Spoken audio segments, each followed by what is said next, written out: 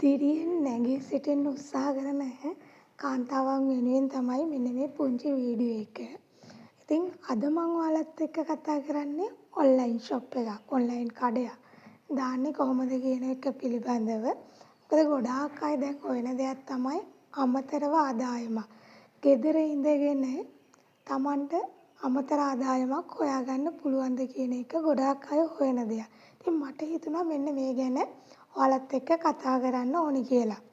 Online shop එකක්, online කඩයක්, online business එකක් කරලා දැන් ගෙදර ඉඳන් මාසයකට ලක්ෂ 5කට වඩා ආදායම් හොයන ගොඩාක් අය ඉන්නවා.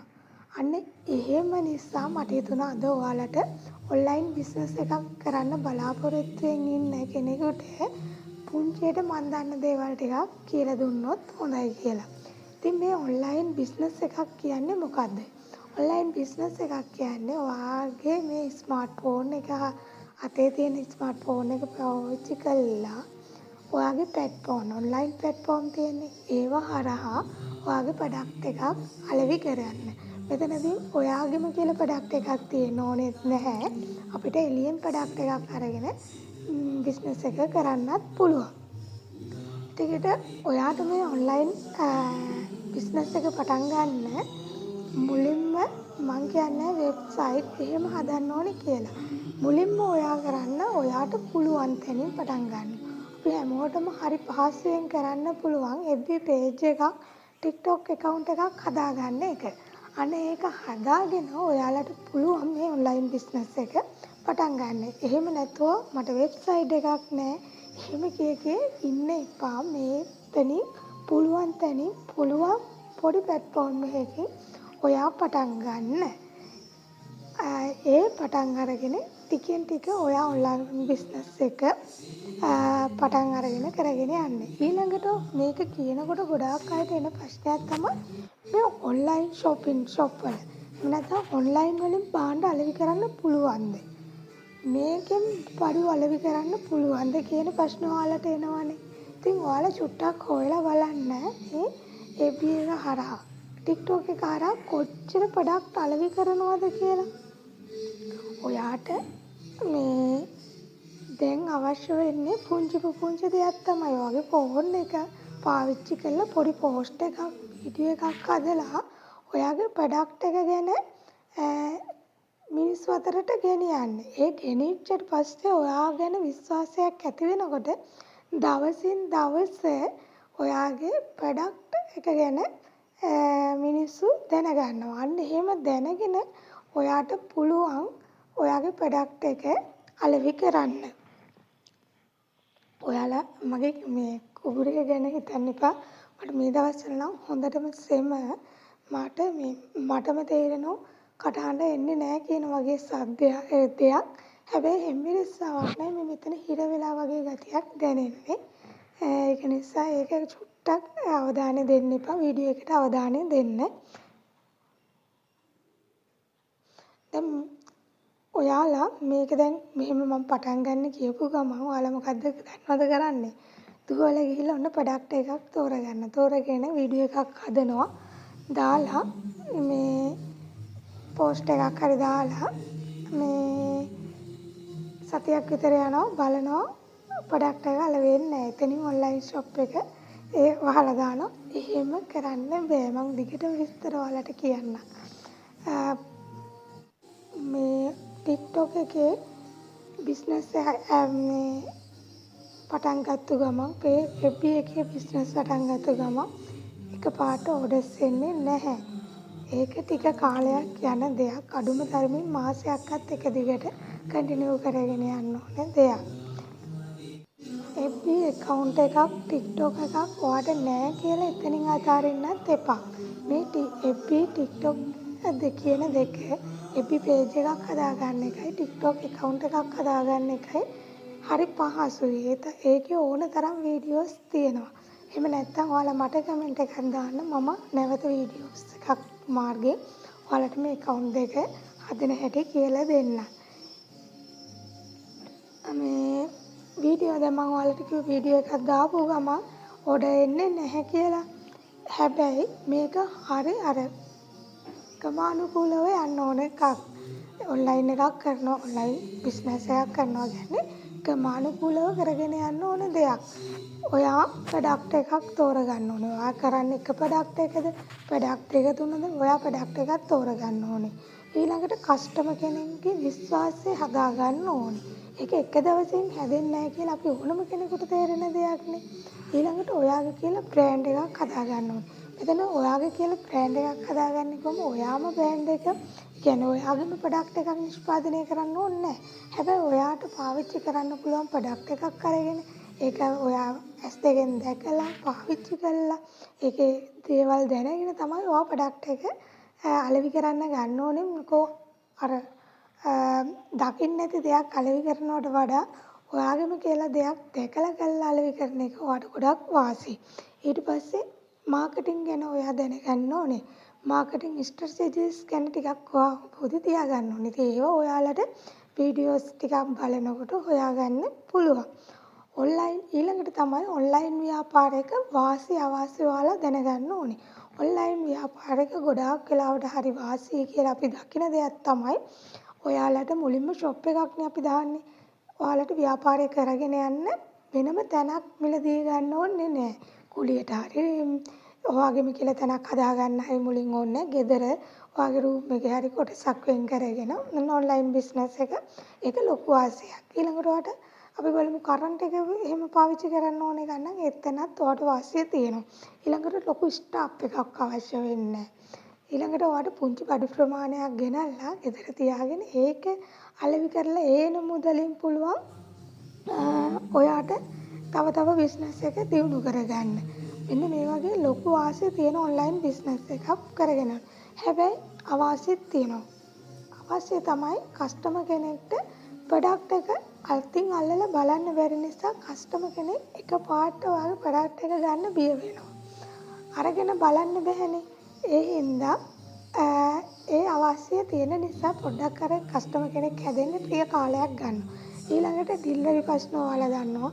ඩිලිවරි කරනකොට පාණ්ඩේට වෙන අලාභ එහෙම ඒවා තියෙනවා. ඊළඟට රිටර්න් ප්‍රශ්න ගැන ඔයාලා දන්නවා. ඉතින් ඒක ඔයාගේ විශ්වාසයත් එක්ක ගොඩනගා ගන්න ඕන දෙයක්. ඉතින් ඔන්න ඔය වගේ වාසි අවාසි ගැනත් ඔයාලා ටිකක් අවධානය යොමු කරන්න ඕනේ මේ ඔන්ලයින් බිස්නස් එකක් කරනකොට.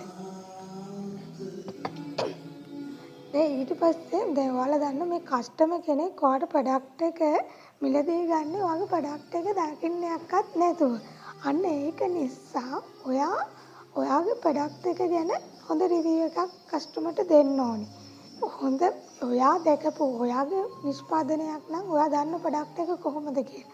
තව කෙනෙක්ගේ ප්‍රොඩක්ට් එකක් නම් ඔයා අලෙවි කරන්නේ ඒ ප්‍රොඩක්ට් එක අරගෙන පාවිච්චි කරලා ඔයා ඇස් දෙකෙන් දැකලා කස්ටමර් අතරට ගෙනියන්නේ නැත්නම් ඔයාගේ ඔන්ලයින් බිස්නස් එකට තමයි හානිය සිද්ධ වෙන්නේ. අපි මෙහෙම හිතමුකෝ ඩ්‍රොප් ෂොපින් කරනවානේ දැන් ගොඩක් අය ඔන්ලයින් කියලා. ඒ කියන්නේ වෙන කෙනෙක්ගේ ප්‍රොඩක්ට් එකක් අලෙවි කරනවා අර ලින්ක් හරහා. ඔයා ප්‍රොඩක්ට් එක දැකලත් නැහැ, දන්නේත් නැහැ. ලින්ක් එකක් ෂෙයා කළා පුංචි ලාභයක් තියාගෙන කරනවා. හැබැයි එතනදී පාණ්ඩේ ක්වොලිටි නැති වුණොත් ඔයාගේ ඔන්ලයින් බිස්නස් එකට තමයි හානිය සිද්ධ වෙන්නේ. අන්න ඒකත් කරන්න මම නම් ඔන්ලයින් කරනකොට ඩ්‍රොප් ෂොපින් කරන්න එපා කියන මතේ තමයි ඉන්නේ. ඔයාගෙම ඔයා දැකලා ඔයා පාවිච්චි කරපු ප්‍රොඩක්ට් එකක් අලෙවි කරන්න. ඔයාට මෙතනදී ඔයාගෙම කියලා ප්‍රොඩක්ට් එකක් නැත්තම් පිටකොටුවට ගිහිල්ලා ඔයාට පුළුවන් හොඳ ප්‍රොඩක්ට් එකක් තෝරගන්න. පිටකොටුවේ ඕන තරම් ප්‍රොඩක්ට් තියෙනවා. ඔයාලට හිතා ගන්න බැරි අඩු මුදලකට රුපියල් 5000ක් අරගෙන ගියත් ඔයාලට ප්‍රොඩක්ට් 3-4ක් අරගෙන එන්න පුළුවන් හොඳ ප්‍රොඩක්ට්. ඒක පරිස්සමට ගෙනල්ලා ඔයාලට පුළුවන් ප්‍රොඩක්ට් එක අලෙවි කරන්න. ඊළඟ දේ තමයි ඔයාට මේ වෙබ්සයිට් එකක් නැහැ කියලා ඔයා ඒක හදනකන් ඉන්න එපා ඔන්ලයින් කරන්න. ඔයාට මම කිව්වනේ TikTok එක, FB එක හරහා ඔයාට මේක කරන්න පුළුවන් කියලා. මේ FB එකේ මාකට් ප්ලේස් කියලා තියෙනවානේ.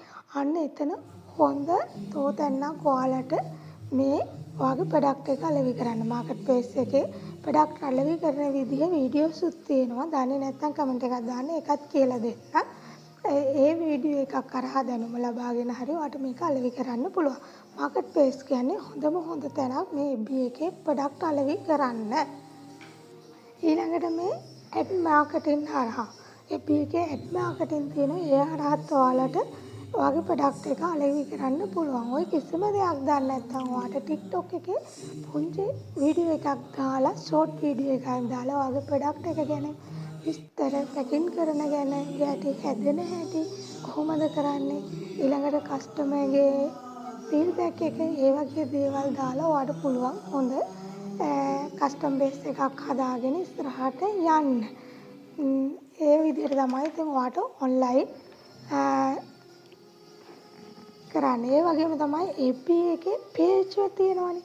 ගෲප් තියෙනවනේ. මේ ගෲප් වල ඔයාට ඔයාගේ ප්‍රොඩක්ට් ගැන පෝස්ට් දාන්න පුළුවන්. ලින්ක් ෂෙයා කරන්න පුළුවන්. හැබැයි මම දකින දෙයක් වෙලාවකට පේජ් වල ලින්ක් ෂෙයා කරනවට කැමති නෑ. එයාලා ඒ නිසා ඔයාට පුළුවන් ෆස්ට් පෝස්ට් එකක් හදලා දාලා ඔයාගේ මේ ප්‍රොඩක්ට් එක අලෙවි කරන්න අවස්ථාව ගන්න. මේ ඉතින් ඔයාට පුළුවන් WhatsApp business එක හදාගන්න. මේ WhatsApp business එක හරහා ඔයාට ලොකු දෙයක් කරන්න පුළුවන්. කැටලොග් එක හදලා ඔයාගේ ප්‍රොඩක්ට් විස්තර දාලා මිල ගණන් දාලා එහෙම හදාගන්න. එහෙම තමයි මේ බිස්නස් එක කරන්න වෙන්නේ. මේ බිස්නස් එක ටිකක් හැදෙනකොට ඔයාට පුළුවන් ඔයාගේ ප්‍රොඩක්ට් එකට මේ ඔයාගෙම කියලා කවරයක් හදාගන්න, ස්ටිකර් එකක් හදාගන්න. ඒකට අර ප්‍රොඩක්ට් එකේ ක්වොලිටි එක වැඩි වෙනවා.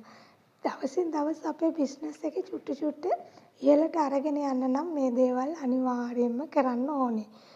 මේ ලොකු ප්‍රොඩක්ට් එකක් හැදුවට වැඩක් නැහැ. ඔයාට ඒක කස්ටමර් අතට ගෙනියන්න හැකියාවක් නැත්තම් කොච්චර ප්‍රොඩක්ට් එක හොඳ වුණත් වැඩක් නැහැ. අර එළියෙන් දැකලා ඒක ගන්න ප්‍රියමනාපක දෙයක් නැති වුණොත් එහෙම. මුලින්ම ප්‍රොඩක්ට් එක අතට හම්බෙන්න ඉස්සෙල්ලා අපි ප්‍රොඩක්ට් එක දකින්නේ ඇහෙන්නේ.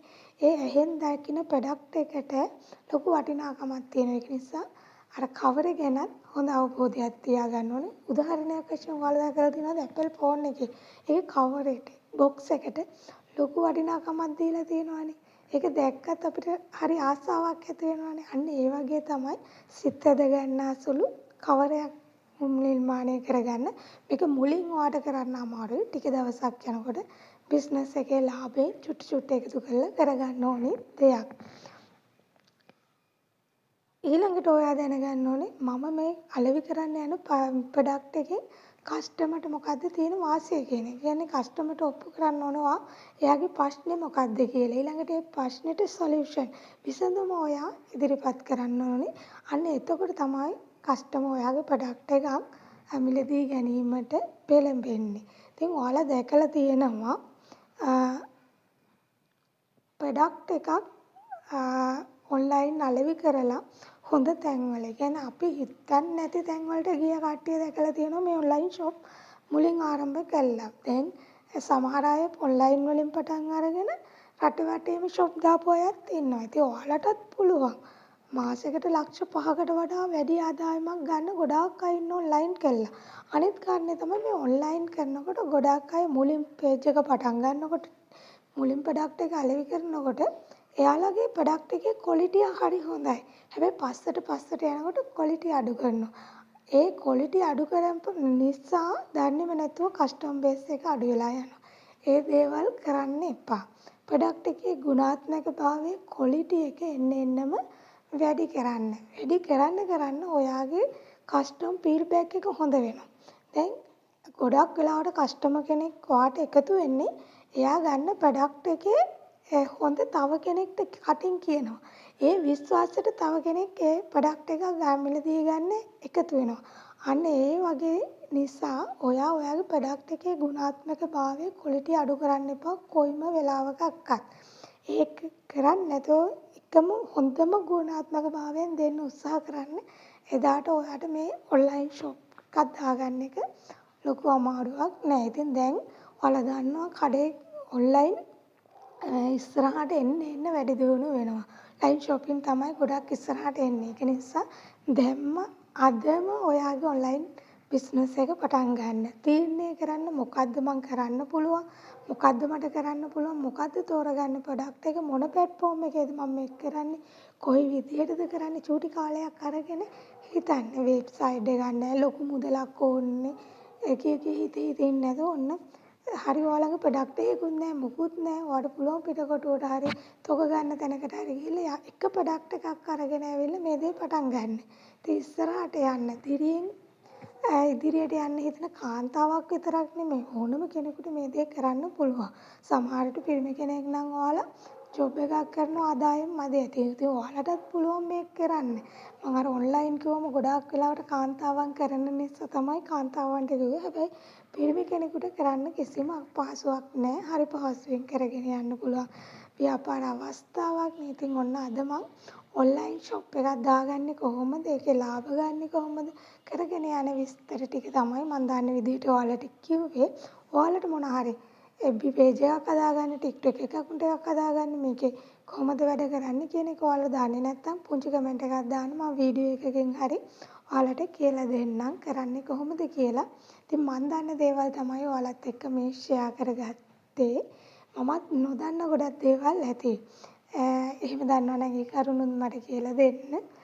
ඉතින් අදට ඔන්න මම ඔයාලගේ වීඩියෝ එකෙන් සමුගන්න අතර මම ඔයාලට කියනවා මගේ FB page එක තියෙනවා සස්සරණේ ෆුඩ් LK page කියලා. ඒකත් ගිහිල්ලා ෆලෝ කරන්න කියන පුංචි ආරාධනාවක් කරනවා. ඉතින් ඒ වගේම තමයි ඔයාලට ඉස්සරහට මගේ කෝස් එක හරහාත් එකතු වෙන්න පුළුවන්. ඔයාලට කැමති අයට කමෙන්ට් එකක් දාන්න කෝස් එක ෆලෝ කරන්න කැමතියි කියලා. ඉතින් අද වීඩියෝ එකෙන් ඔයාලට ඔයාලගේ ඔළුවට පුංචි හරි දෙයක් ගියා නම් වීඩියෝ එක හොඳයි කියලා හිතුණා නම් කමෙන්ට් එකක් දාන්න.